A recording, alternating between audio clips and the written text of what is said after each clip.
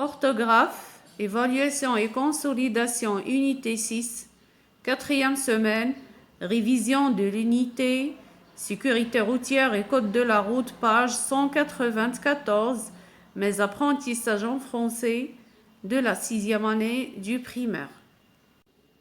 Premier exercice, écrivez les mots avec l'accent qui convient. Je vous rappelle que les accents sont 3 sortes. Accent aigu, accent grave et accent circonflexe. Pour l'accent aigu, il coiffe le E et le E est fermé. Exemple, école, éléphant, été. Accent grave, l'accent grave coiffe le E, le A et le U. Et le E est toujours ouvert. Exemple, père, mère, trait, etc. L'accent circonflexe coiffe presque toutes les voyelles. E, A, I, O et U. Exemple, fête, âge, maître, contrôle, flûte, etc. Revenons à l'exercice. La phrase A. Elle rentre très tôt du travail. Alors, très, avec l'accent grave, tôt, l'accent circonflexe. Phrase B. Ton père, ta grand-mère et ton frère sont dans la voiture. Alors, père, mère et frère, les 3 mots sont avec l'accent grave. La phrase C.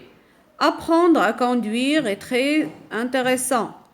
Alors ici, A, la préposition avec l'accent grave, très aussi avec l'accent grave, intéressant, ici le E est avec l'accent aigu. Et ce E-là ne prend pas l'accent même s'il se prononce E, car il est suivi de double consonne, il est suivi de double S. Alors lorsque le E est suivi de double consonne, ne prend jamais l'accent et il se prononce E. Deuxième exercice, donne des noms composés et mets-les au pluriel. Les noms composés sont des noms qui sont formés de 2 ou 3 mots et qui sont reliés par un trait d'union, une préposition ou une conjonction de coordination. Pour le pluriel des noms composés, seuls les noms et les adjectifs qualificatifs se mettent au pluriel, mais les verbes, les adverbes, les prépositions, les conjonctions de coordination restent invariables, ne changent pas. A. Un nom composé de 2 noms. Exemple, un oiseau, mouche. Alors, oiseau est un nom, mouche est un nom. Si on veut les mettre au pluriel, on va avoir des oiseaux mouches. Alors, oiseau au pluriel avec X et mouche avec S. Alors, les 2 noms se mettent au pluriel. B.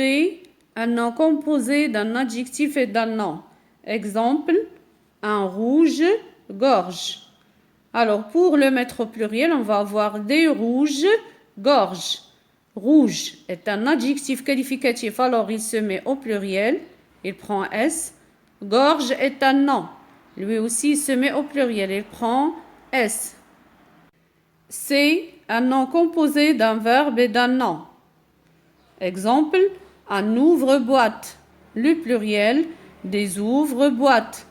Alors, ouvre est un verbe, il ne change pas, il ne se met pas au pluriel. Mais boîte est un nom, alors il prend S, il se met au pluriel. Exercice 3, mets les accents là où il le faut. La première phrase, tu ne dois pas accélérer quand tu es à vélo. Alors, accélérer, les 2 E avec l'accent aigu. Vélo aussi, le E avec accent aigu. B. Il y a des chênes dans cette forêt. Alors, chêne, qui signifie l'arbre, s'écrit avec l'accent circonflexe sur le E. Forêt, accent circonflexe aussi sur le E. La phrase C. Cet élève est très compétent. Alors, le premier E de élève prend l'accent aigu, c'est le E fermé. Le deuxième E, il est ouvert, alors il prend l'accent grave. Pour trait, le E aussi est ouvert, alors il prend l'accent grave. Compétent, l'accent aigu parce que le E est fermé. Quatrième exercice, écris les noms composés au pluriel. A. Un pare-brise. Alors, le pluriel des pare-brises, c'est un nom composé invariable. B. Un chauffe-eau. Le pluriel des chauffe-eau, c'est un nom composé invariable. Mais dans la nouvelle orthographe, on peut écrire O avec X. Ça veut dire que les deux écritures sont correctes et valables. C. Un laissez-passer. Le pluriel des laissez-passer. Alors ici, c'est un nom composé invariable car il se compose de deux verbes. Laisser est un verbe, passer est un verbe. Alors les deux ne changent pas, ils sont invariables. D. Un rond-point. Le pluriel des ronds-points. Rond est un adjectif qualificatif, il se met au pluriel et prend le S. Point est un nom, il se met au pluriel, il prend le S. E. Un sourd muet. Le pluriel des sourds muets. Sourd avec S et muet avec S. Alors sourd est un adjectif et muet aussi est un adjectif. Alors les deux se mettent au pluriel.